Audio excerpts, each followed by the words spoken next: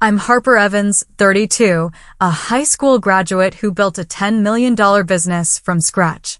Growing up in small-town Michigan, I never imagined I'd achieve this level of success, or that my mother-in-law Judith would one day call me uneducated trash at a family dinner. My husband Ethan, my high school sweetheart, always supported my dreams, even when his family didn't. That fateful night, what started as a typical family gathering ended with a decision that changed everything. Before I tell you how I ended up trading my in-laws' mansion for my own beachfront paradise in Hawaii, let me know where you're watching from, and don't forget to subscribe if you want more stories about standing up for yourself. I grew up in Oak Ridge, Michigan, where my parents worked multiple jobs just to keep our lights on.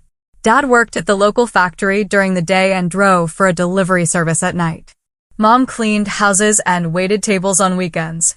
Despite their exhaustion, they always made time for me, their only child. They taught me the value of hard work, something I'd carry with me forever.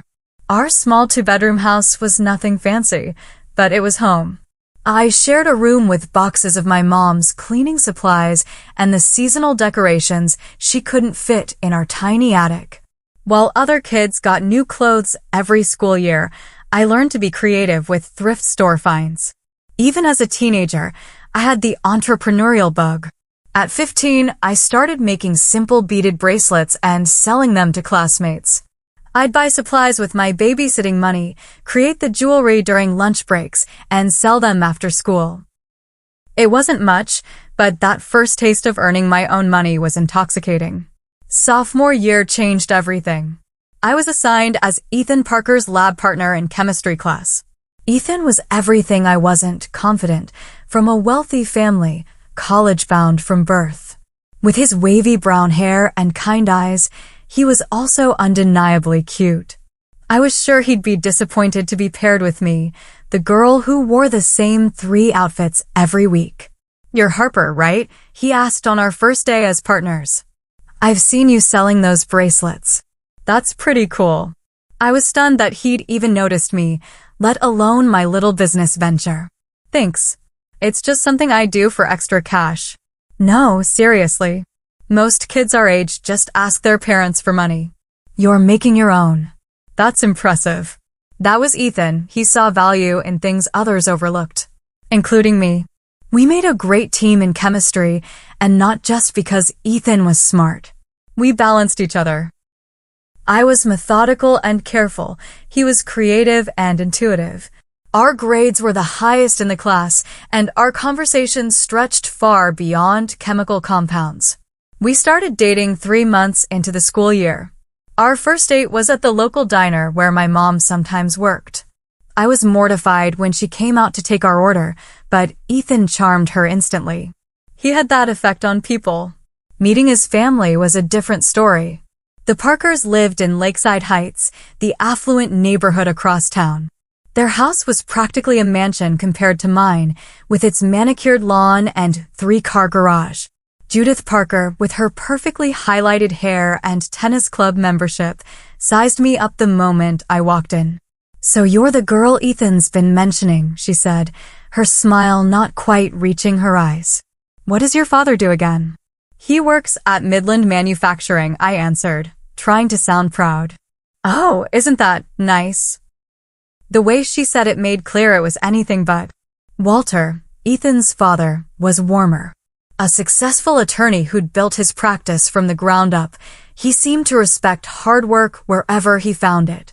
Ethan's siblings, Grace and Michael, were polite but distant, clearly taking cues from their mother. As high school progressed, Ethan and I grew closer despite the obvious social divide. When senior year came, he was accepted to Cornell University, his father's alma mater. I hadn't applied anywhere. College wasn't in the cards for me financially, and besides, I had different dreams. "You could get scholarships," Ethan insisted. "You're smart enough." "Maybe," I said, "but that's not what I want right now. I want to start working, maybe save up to start a real business someday." He respected my decision, even if his family didn't. Judith was particularly vocal about my lack of ambition. You know she'll never fit into our world," I overheard her telling Ethan one night before prom. "A girl with no education has no future." But Ethan stood his ground. "Harper is the most ambitious person I know. She just has a different path." We promised to make the long-distance relationship work when he left for New York. I stayed in Michigan, working 2 retail jobs and saving every penny. In the evenings, I taught myself graphic design and basic marketing principles through free online resources at the public library. At 22, while Ethan was finishing his degree, I took a leap and started my first real business, a small social media management service for local businesses. I used my savings to buy a decent computer and set up shop in my parents' garage. Ethan visited whenever he could, always encouraging me even when I only had 2 clients and barely made enough to cover my phone bill. "You're building something," he'd say. "That takes time. I believe in you." His belief meant everything, especially when it felt like I was the only one who saw potential in my dreams. Ethan proposed the summer after his graduation. We were 24, young by most standards, but certain about our future together. The engagement party at the Parker residence was a study in contrasts, Ethan's joyful excitement versus Judith's thinly veiled disappointment. "I always imagined Ethan with someone more established," she commented to her friend loud enough for me to hear. "But young love, what can you do?" Our wedding was small but beautiful, held at a local botanical garden. My parents spent money they didn't have to give me a special day. Ethan's parents contributed too, though Judith made sure everyone knew exactly how much they'd spent on each detail. During the reception, she cornered me by the bathroom. "I hope you know how lucky you are," she said, champagne glass in hand. "Not many girls from your background end up with someone like my son." I smiled through gritted teeth. "I know exactly how lucky I am to have found someone who values me for who I am." We moved into a small 1-bedroom apartment after the honeymoon. Ethan started his corporate job at a financial firm, wearing suits his parents had bought him and carrying a briefcase that cost more than my first car. I continued building my fledgling business, converting our spare closet into an office space.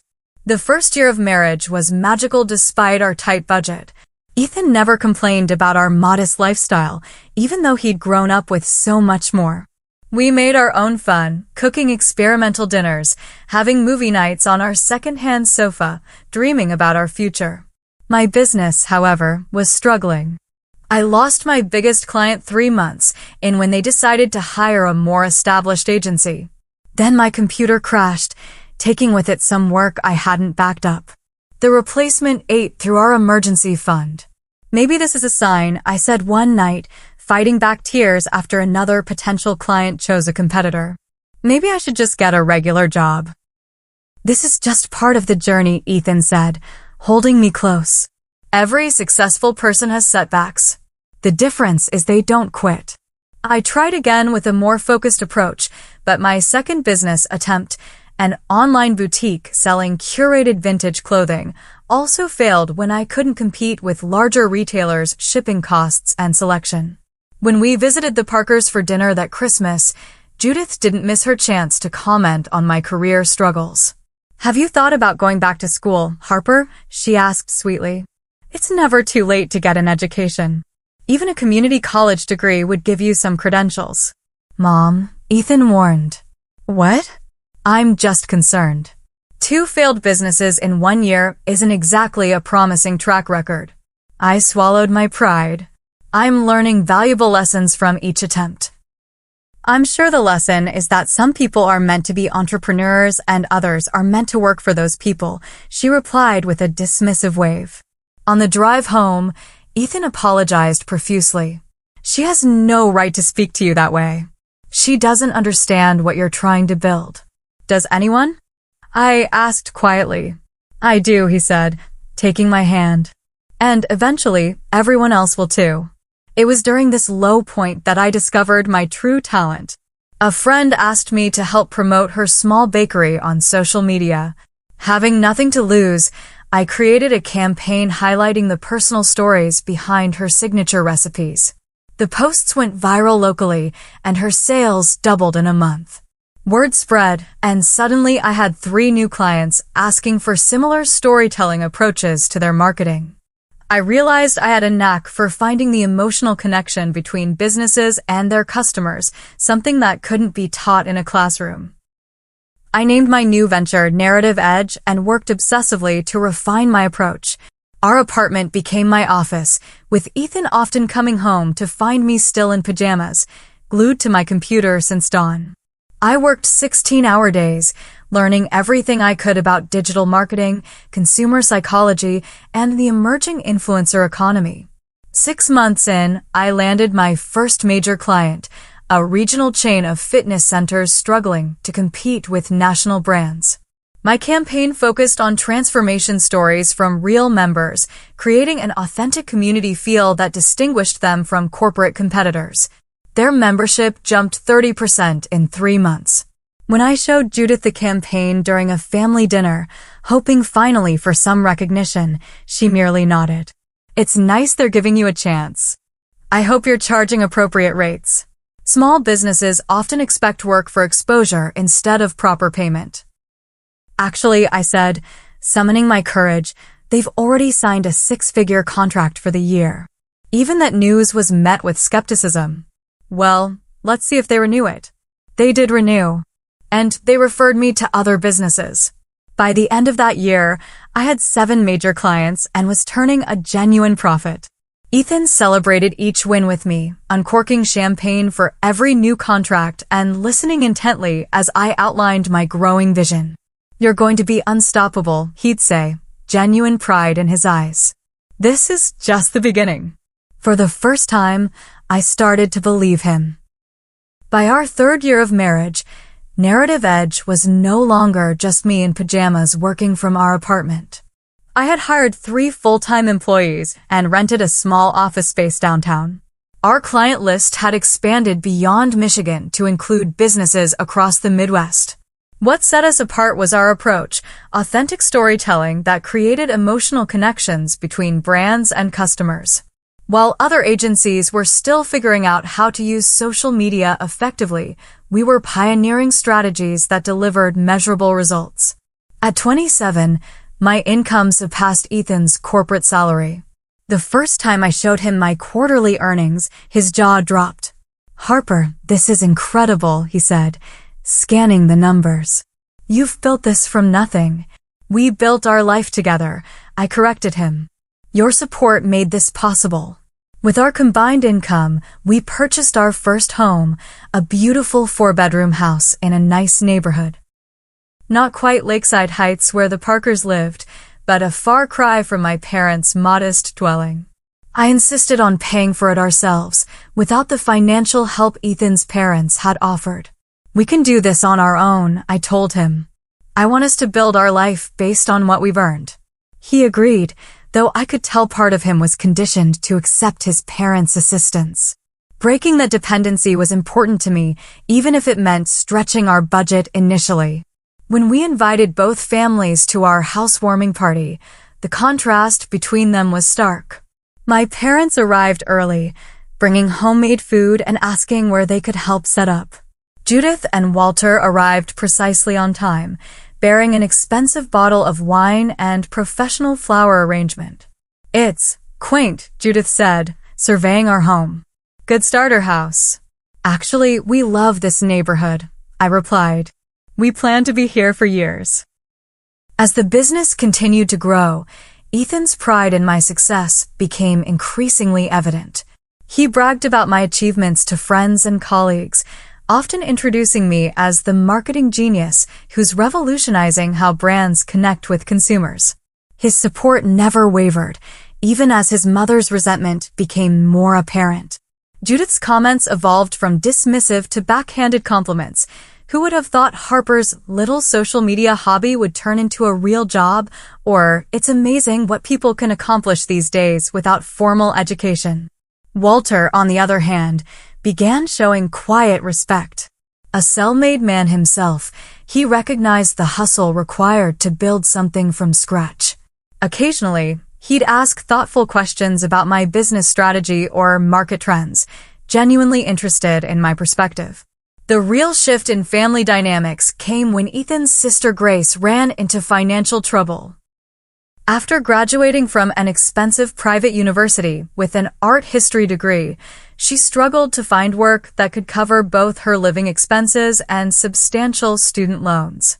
"We can help," I offered without hesitation when Grace tearfully explained her situation during Sunday dinner at the Parkers. "What if we cover your loan payments for a year while you get established?" Judith bristled. "That's very generous, but Grace doesn't need charity." "It's not charity," Ethan said firmly. "It's family helping family." We ended up paying Grace's tuition for a specialized digital design certificate program that made her more marketable, plus covering her loan payments until she landed a good job. The gratitude in her eyes meant everything to me. Having grown up with so little, being able to help someone else was a gift. A few months later, Ethan's brother Michael faced a medical crisis, a rare condition requiring specialized treatment his insurance wouldn't fully cover. Without discussion, I transferred the money needed to cover his medical bills, approximately $50,000. When Michael tried to refuse, I simply said, "Family doesn't let family suffer when they can help." The look on Judith's face was complicated, a mixture of gratitude, resentment, and something like shame. She had always viewed me as beneath them, and now I was the one with the means to help her children in ways she couldn't. Our family gatherings took on a different tone after that. The power dynamic had shifted. I was no longer the uneducated girl who had somehow trapped Ethan. I was a successful businesswoman who had earned her place at the table, and Judith couldn't stand it. At Thanksgiving that year, she made a show of complimenting my business acumen before adding, "Though I suppose without the burden of college, you had plenty of time to focus on work while others were getting educated." I smiled pleasantly. Education comes in many forms. I'm grateful for the path that led me here. As my business approached the 5-year mark, we had 20 employees, an office in downtown Grand Rapids, and clients across the country. Narrative Edge had become known for transforming how companies engaged with consumers, particularly millennials and Gen Z audiences. I never forgot where I came from. I hired several people from my old neighborhood, including my high school counselor's daughter who needed a fresh start after recovery. I established a scholarship for entrepreneurial-minded students who chose alternative paths to success. And I made sure my parents never had to work multiple jobs again. Through it all, Ethan remained my biggest champion, always believing in me even when I doubted myself. Our partnership was stronger than ever, even as his mother's resentment cast a growing shadow over family gatherings. The day Narrative Edge hit a $10 million valuation was surreal. I was 30 years old, sitting across from potential investors who wanted to take my company to the next level. Their offer included expansion capital, strategic partnerships, and resources to scale nationally while keeping me at the helm. "You've built something remarkable," said the lead investor, a woman who'd appeared on the cover of Forbes. "Your approach to digital storytelling is changing the industry." That evening, Ethan and I celebrated with a private dinner at the best restaurant in the city. We ordered champagne neither of us could have afforded 5 years earlier. To the girl who sold handmade bracelets in high school, Ethan toasted, his eyes shining with pride. "Look at you now." To us, I corrected. "I couldn't have done this without you believing in me." With our newfound financial freedom, we purchased a luxury vacation home in Kauai, Hawaii. 3 bedrooms overlooking the ocean with a private path to the beach. It was our sanctuary, a place where we could escape the mounting pressures of success and family expectations. Ethan, who had been growing increasingly restless in his corporate role, finally made the leap to join my company as Chief Operations Officer. His business degree and corporate experience brought valuable structure to our rapidly growing team, while my creative vision continued driving our strategy. "We make a pretty good team," he said on his first official day, setting up his office next to mine. "Always have," I replied, remembering our chemistry lab partnership that had started it all. With our combined success, We decided to move to a larger home, coincidentally in Lakeside Heights, the same exclusive neighborhood where Ethan had grown up. Our new house wasn't directly adjacent to his parents, but close enough for convenient visits. I had thought the proximity might ease tensions with Judith. I was wrong. The Sunday dinner tradition at the Parker residence became increasingly uncomfortable. What had once been merely passive-aggressive comments from Judith evolved into thinly veiled hostility. Each achievement in my business seemed to personally offend her, as though my success was an indictment of her worldview. Harper's company is expanding to Chicago next month, Ethan announced proudly during one such dinner. How nice, Judith replied coldly. Though I wonder if all this business travel is healthy for a marriage. Don't you miss having a wife who's actually home, Ethan? Harper's building an empire, Grace interjected, having become one of my strongest advocates since I'd helped with her education. And Ethan's right there building it with her. Yes, well, some of us had more traditional values about a woman's role, Judith sniffed. Walter cleared his throat. The business world has changed, Judith. Harper's success is impressive by any standard. I suppose, she conceded reluctantly. Though I do wonder about the longevity of all these internet businesses. Seems like a bubble waiting to burst. As our financial situation continued to improve, I found myself covering more family expenses. When the Parkers planned a family vacation to Europe, I insisted on paying for everyone's first-class flights and luxury accommodations as a Christmas gift. You really don't need to do this, Walter protested, though not very forcefully. I want to, I said. Your family. I funded Grace's down payment on her first condo. I paid for Michael's wedding at a vineyard in Napa Valley. I even covered the extensive renovations on the Parkers' vacation home in Aspen. It was during the planning of those renovations that I discovered something that genuinely hurt. I had been paying for Judith and Walter's country club membership for the past 2 years. Ethan had set it up as an automatic payment from our joint account after Walter had mentioned financial concerns during the economic downturn. Why didn't you tell me? I asked Ethan, not angry but wounded. I didn't want to make a big deal about it, he admitted.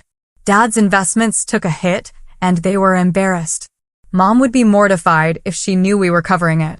The same mother who constantly belittles my career and education level? She's from a different generation, he said weakly. She doesn't mean to be hurtful. But she did mean it. And as our success grew, so did her resentment. The dynamic became increasingly toxic, with Judith making comments about new money and how education provides refinement that money can't buy. What bothered me most wasn't the ingratitude, but the effect it was having on Ethan. He was caught between his love and respect for me and his lifelong conditioning to please his mother. After each family gathering, he would be drained and quiet, torn between two worlds. We don't have to keep going to these dinners, I suggested one Sunday night as we drove home in tense silence. They're my family, Harper, he said, fatigue evident in his voice. And I'm your wife. I'm tired of being treated like an interloper after 7 years of marriage. He reached for my hand. I know. I'll talk to her again. But the talks never changed anything. If anything, they made Judith more subtle in her criticism, cloaking her barbs in concerns about our workload or childless status, another favorite topic of hers. At some point, you'll want to slow down and focus on giving Ethan a family, she said during a poolside conversation at their home. A woman's most important job isn't in an office, after all. I had bitten my tongue countless times, respecting Ethan's desire for family harmony.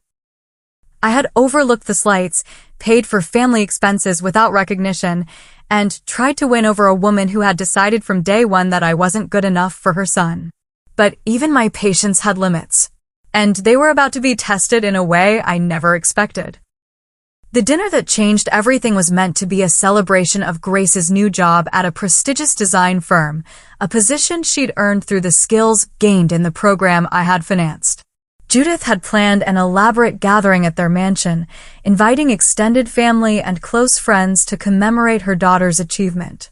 I spent extra time getting ready that evening, selecting a tasteful designer dress and the pearl earrings Ethan had given me for our anniversary. Something told me to make an effort, to armor myself in the trappings of success that even Judith couldn't dismiss. "You look beautiful," Ethan said as we pulled into his parents' circular driveway. "Thanks. Let's try to enjoy tonight," I replied, squeezing his hand. This is about Grace, after all. The Parker mansion was impressive, as always, a colonial-style home with perfectly manicured gardens and a 3-story foyer with a crystal chandelier. Judith greeted us at the door, already holding a glass of wine, though it was barely past 6. "Ethan, darling," she cooed, embracing her son while barely acknowledging me. Everyone's in the living room. Grace is absolutely glowing. The evening started pleasantly enough. Grace was indeed radiant, excited about her new role and genuinely grateful for the support I'd provided. "I couldn't have done it without Harper," she told a group of relatives. "She believed in me when I was ready to give up." "Well, she certainly has money to throw around," Judith interjected, laughing too loudly. "Though I'm sure your natural talent would have found a way regardless." I noticed she was refilling her wine glass more frequently than usual, her cheeks growing flushed as the evening progressed. Walter seemed to notice too, occasionally giving her concerned glances that she ignored. By the time we sat down for dinner in their formal dining room, Judith was visibly intoxicated. Her comments grew less guarded, her smile more brittle. I braced myself for whatever might come. The conversation flowed around business success, with several guests asking about Narrative Edge's growth and Ethan's transition to working with me. I kept my answers modest, not wanting to fuel Judith's resentment. "Harper's been recognized in Marketing Innovator magazine this month," Ethan mentioned proudly. "That's incredible," Grace said. "For someone self-taught, you've accomplished so much."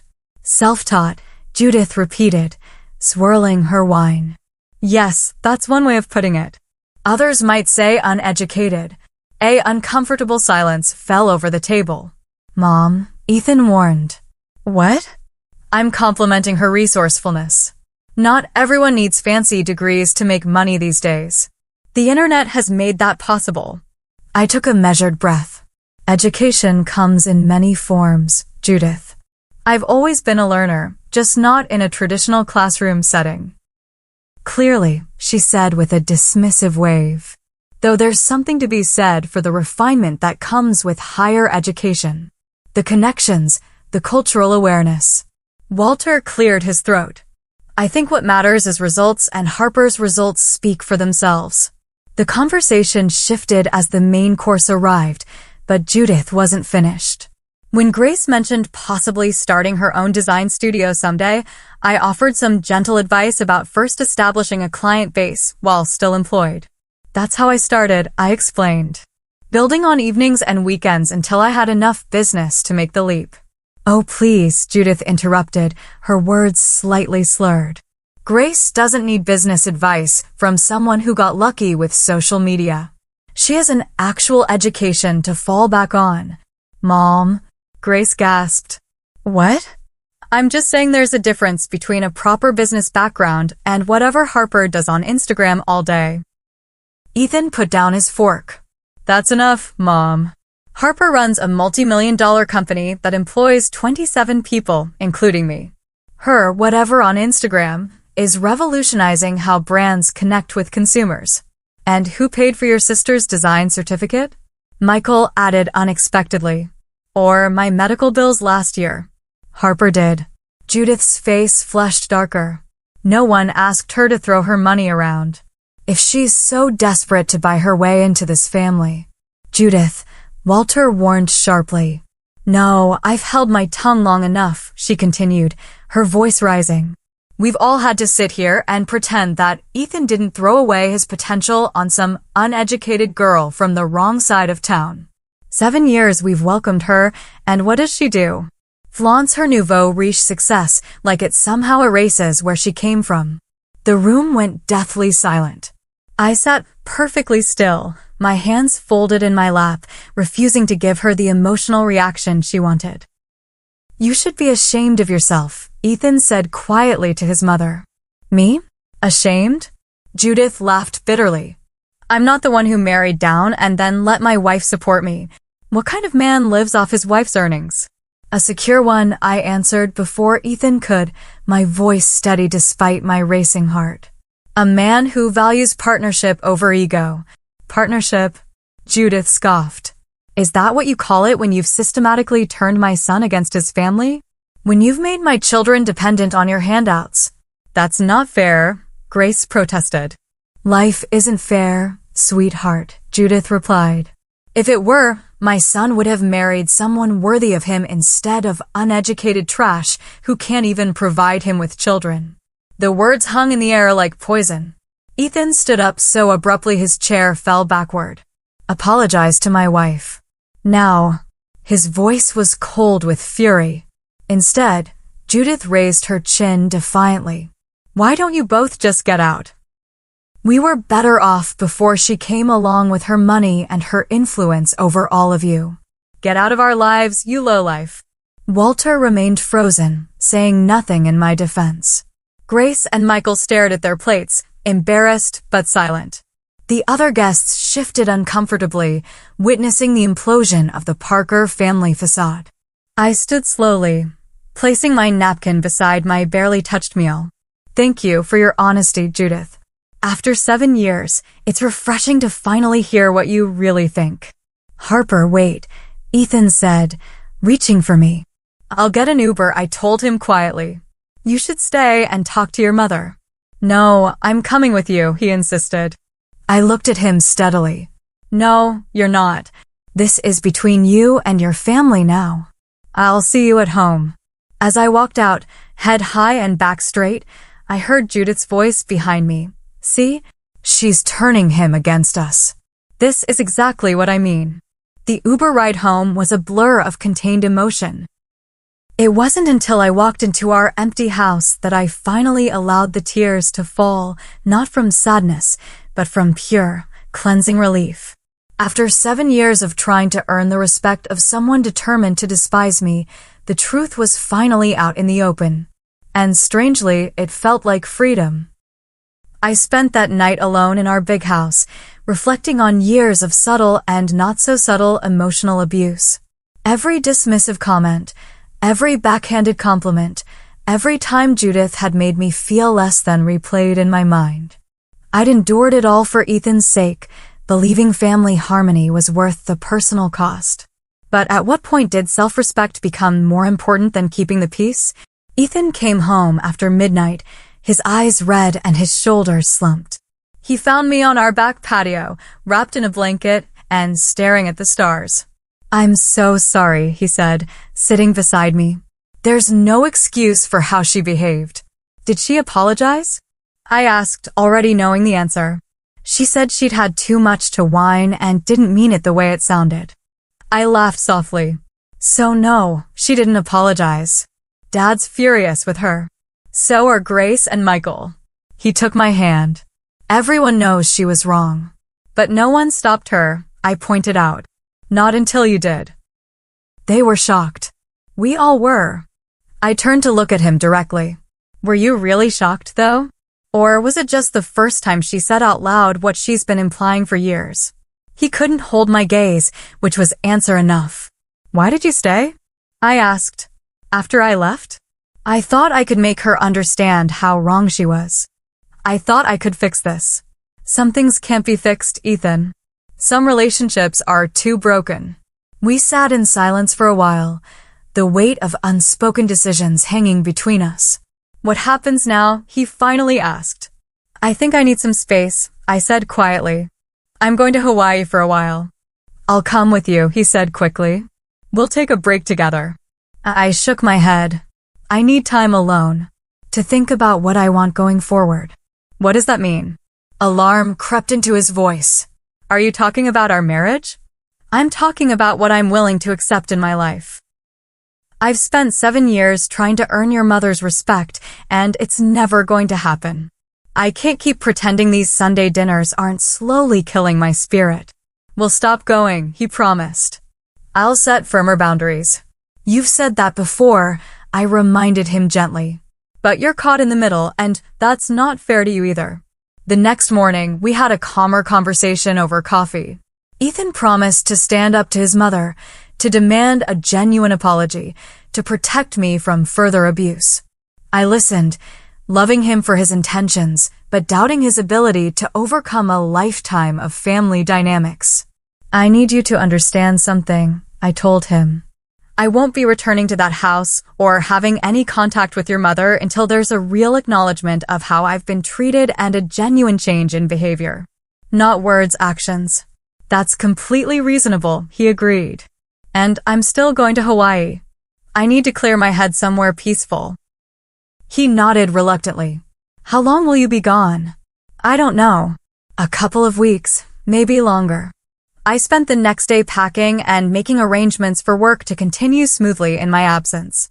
Our executive team was more than capable of handling operations, and anything urgent could be addressed via video call from Hawaii.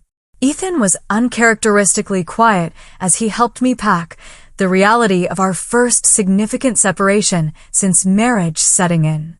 Just before I left for the airport, he embraced me tightly. I love you, he whispered. More than my family, more than anything. Please remember that. I love you too, I said, meaning it despite the uncertainty clouding our future. That's not the issue.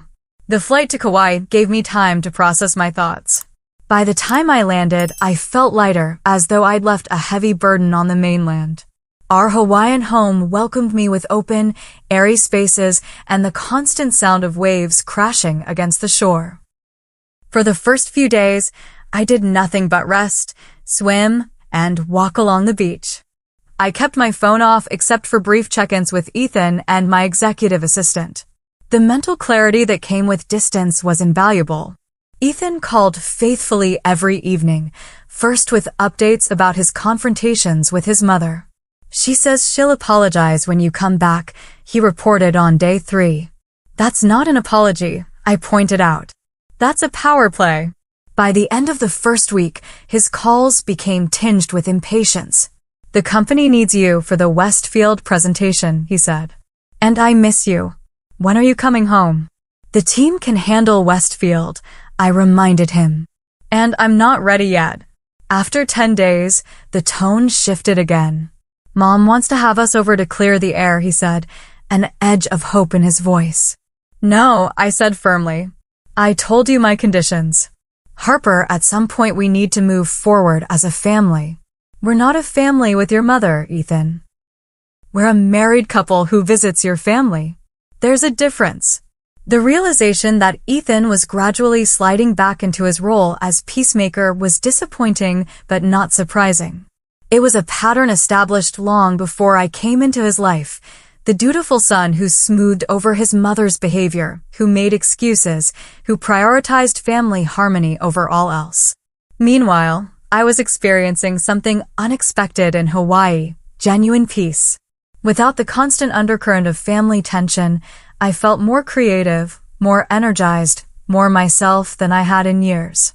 I extended my trip, setting up a remote office on our lanai where I could work while listening to the ocean. After 2 weeks, Grace called me directly. How are you? She asked, genuine concern in her voice. Better than I expected, I admitted. How are things there?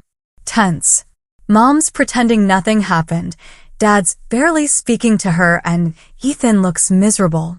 I'm sorry to hear that. Don't be sorry, she said firmly.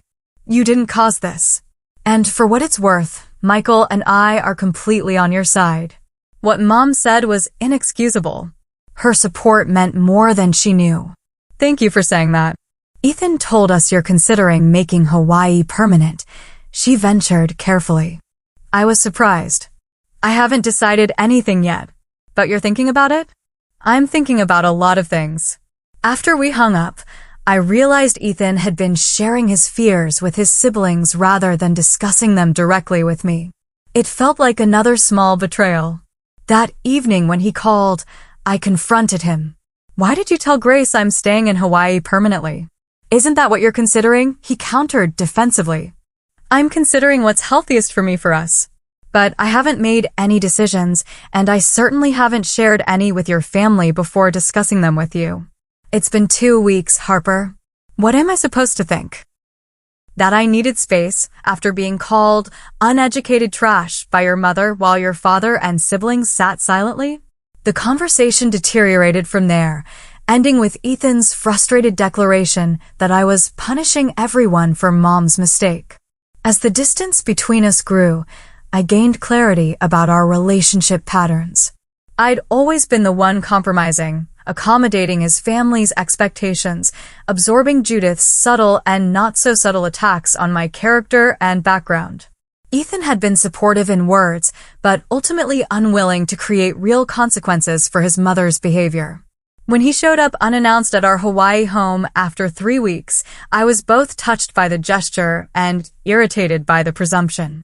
I couldn't go another day without seeing you, he said, dropping his suitcase in our entryway. You could have asked if I was ready for visitors, I pointed out. Visitors? I'm your husband, not a visitor. We spent that first evening in careful conversation, like strangers relearning each other's boundaries. By the second day, the reality of our situation became clear. Ethan had come expecting me to return with him, to resume our life as though nothing fundamental had changed. I'm not going back to the way things were, I told him as we walked along the beach at sunset. I can't pretend your mother's outburst was a one-time event rather than the culmination of years of disrespect. So what are you saying?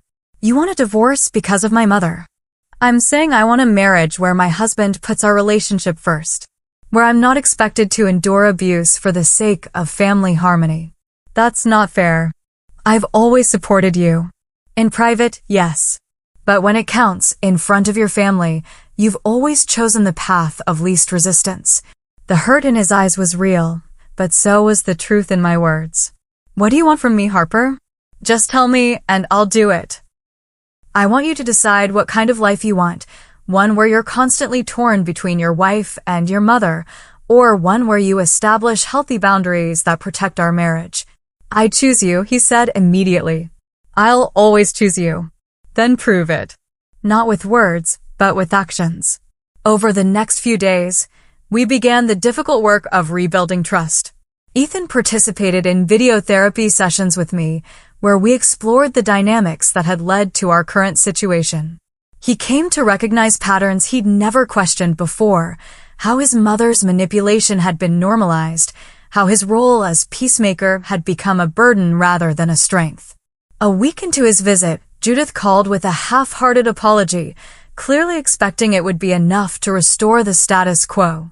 I may have been a bit harsh, she said, the speakerphone carrying her voice across our Hawaiian living room. I was only concerned about Ethan's future. 7 years into our marriage, you're still concerned about his future with me? I asked calmly. Well, you know what I mean. Family is important. Yes, it is, I agreed. Which is why I won't subject myself or Ethan to your disrespect anymore. Her tone chilled. So that's how it's going to be? You're taking my son away to your island paradise and cutting him off from his family. Ethan finally stepped in. No one's cutting anyone off, Mom. But things will be different going forward. Harper deserves genuine respect, not tolerance. I've always respected. No, you haven't, he interrupted firmly. And until you can acknowledge that and make real changes, we'll be keeping our distance. It was the first time I'd ever heard him speak to his mother that way.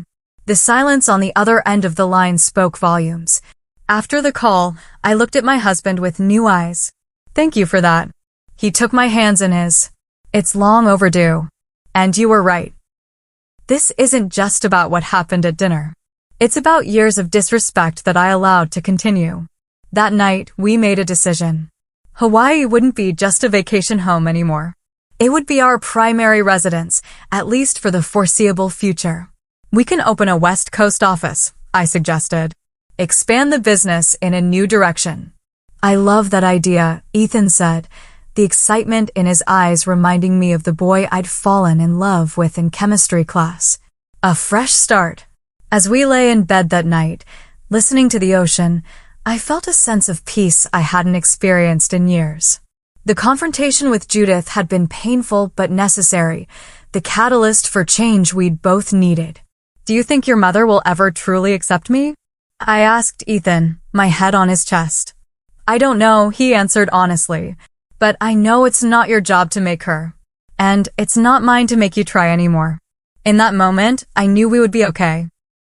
Not because everything was resolved, but because we were finally confronting the real issues instead of pretending they didn't exist. Sometimes you have to leave to find your way home again, to yourself and to each other. 2 weeks turned into a month, which stretched into 6 weeks of Hawaiian living. The island's natural rhythm became our own: early mornings walking on the beach, productive work days in our home office overlooking the ocean, evenings watching the sunset with fresh local food. Far from the tension of the Parker family dynamics, Ethan and I rediscovered the easy partnership that had been the foundation of our relationship. We established a new branch of Narrative Edge focused on sustainable tourism and local businesses, tapping into markets we hadn't previously explored. The distance from our Michigan headquarters initially worried me, but modern technology made virtual leadership entirely feasible. If anything, our team seemed energized by the company's expansion. Our therapy sessions continued, sometimes together and sometimes separately, helping us establish healthier patterns of communication and boundaries. Ethan was doing the hard work of recognizing and addressing his family's dysfunctional dynamics, something that took courage I deeply respected. I never realized how much energy I spent managing my mother's emotions, he admitted one evening as we sat on our lanai. "It was just normal to me." "You've been doing it your whole life," I said gently. "Breaking those patterns takes time." Back in Michigan, the situation with the Parkers evolved in unexpected ways. Walter called Ethan privately, offering a genuine apology for his silence during Judith's outburst. "I failed you both that night," he said. "And I've failed you for years by not addressing your mother's behavior." "I'm sorry, son." Grace and Michael began calling us regularly, their relationships with us strengthening without Judith's interference. They even started planning visits to our Hawaiian home, excited to experience our new life. Judith, meanwhile, oscillated between icy silence and performative attempts at reconciliation. She sent an extravagant gift basket that neither acknowledged her behavior nor offered a sincere apology. When that didn't produce the desired response, she tried guilt through intermediaries. "Your mother is devastated," Walter reported during one call. "She hardly leaves her room some days." "I'm sorry she's struggling," Ethan replied, newfound strength in his voice. "But her feelings aren't our responsibility. When she's ready to have an honest conversation, we're open to that." After 2 months, Judith finally called me directly, something she'd never done before. "I suppose I owe you an apology," she began stiffly. "I appreciate that," I said, waiting for more. "I may have been harsh at dinner that night. You called me uneducated trash and told me to get out of your life," I stated calmly.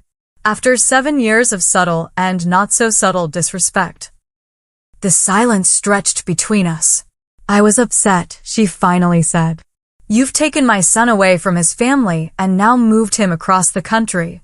"Ethan is a grown man who makes his own choices," I reminded her. "And he's not across the country, he's a phone call away. The distance is emotional, not just physical." "What do you want from me, Harper?" she asked, exasperation evident in her voice. "Nothing," I answered honestly. "I don't need anything from you. Ethan and I are happy here. The question is, what do you want? Because if it's a relationship with your son, you'll need to accept that we're a package deal." There was no dramatic reconciliation, no tearful apology. Just a measured acknowledgement that things needed to change. It wasn't perfect, but it was a start. 3 months into our Hawaiian life, Ethan and I made the decision official. We would make the island our permanent home, returning to Michigan only for necessary business and carefully managed family visits. "Are you sure?" I asked him. This is a big change from the life you've always known. I've never been more sure of anything, he said, looking more relaxed than he had in years. This feels right. We converted our Michigan house into Narrative Edge's expanded headquarters, keeping a small apartment for our visits. The company continued to thrive, our remote leadership proving even more effective than our previous hands-on approach. Grace was the first Parker to visit, arriving with wide eyes and a deep appreciation for the life we'd created. I get it now, she said as we showed her around. Why you needed to leave. There's a piece here that doesn't exist in that house. It's not just the location, I told her. It's the boundaries we've established. Michael and his wife came next, followed eventually by Walter. Judith declined our first invitation, but by the 6-month mark, she grudgingly agreed to a short visit with Walter. The Judith who stepped off the plane in Kauai was subdued, almost tentative. Our home, with its stunning ocean views and airy, open design, seemed to humble her in a way our Michigan success never had. You've done well for yourselves, she acknowledged stiffly during their first dinner with us. We have, Ethan agreed, taking my hand. We're building the life we want, not the one others expect. The visit wasn't without tension, but it lacked the toxic undercurrent that had characterized our previous interactions. Judith was on her best behavior, whether from genuine growth or simply the realization that she had lost her power over our choices. I couldn't tell. On their last evening, as Walter and Ethan grilled fresh fish on the lanai, Judith approached me in the kitchen. I'll never understand why someone with your background has been so successful, she said, the old judgment creeping into her voice. Instead of being hurt, I found myself pitying her limited perspective. That's the difference between us, Judith. I don't measure people's worth by their degrees or family names. I look at their character, their kindness, their willingness to grow. I handed her a glass of wine. Life's too short for anything else. Something shifted in her expression, not quite acceptance, but perhaps the first crack in a rigid worldview. It was enough. Over the following year, our lives settled into a new normal. Narrative Edge expanded to 3 offices nationwide, our client list growing to include major international brands. Ethan and I found a comfortable rhythm of work and personal time, finally achieving the balance that had eluded us in Michigan. Our relationship with the Parkers remained complicated but improved. Judith never fully embraced me, but she learned to maintain a civil, sometimes even warm, interaction for Ethan's sake. The blatant hostility was gone, replaced by a cautious mutual respect. The greatest change, however, was within ourselves. I no longer sought validation from people incapable of giving it. Ethan no longer sacrificed our well-being on the altar of family harmony. Together, we built boundaries that protected our marriage while allowing for meaningful, if sometimes difficult, family connections. Looking back now, I realize that Judith's cruel outburst was actually a gift. It forced us to confront the unhealthy patterns we'd been maintaining and make necessary changes. Sometimes the most painful moments lead to the most important growth. My journey from selling homemade bracelets in high school to building a multi-million-dollar company taught me about business, but my journey with Ethan's family taught me about self-worth. Financial success means nothing if you're still seeking approval from people determined to withhold it. True wealth isn't measured in dollars or prestigious addresses. It's found in relationships built on mutual respect, in work that fulfills you, and in the courage to walk away from situations that diminish your spirit, even when walking away takes you across an ocean. If you're in a similar situation, feeling undervalued despite your achievements, remember that you have choices. You don't have to continue accepting treatment that hurts you, regardless of family ties or history. Setting boundaries isn't selfish, it's necessary for your well-being and for creating healthier relationships. I'd love to hear your thoughts on this story. Have you ever had to make a difficult choice between family harmony and self-respect? How did you handle it? Let me know in the comments below. And if you found value in my story, Please like and subscribe to hear more about navigating complicated relationships and building success on your own terms. Thank you for listening, and remember, sometimes the bravest thing you can do is say, okay, and walk away from people who can't see your worth. Your future self will thank you.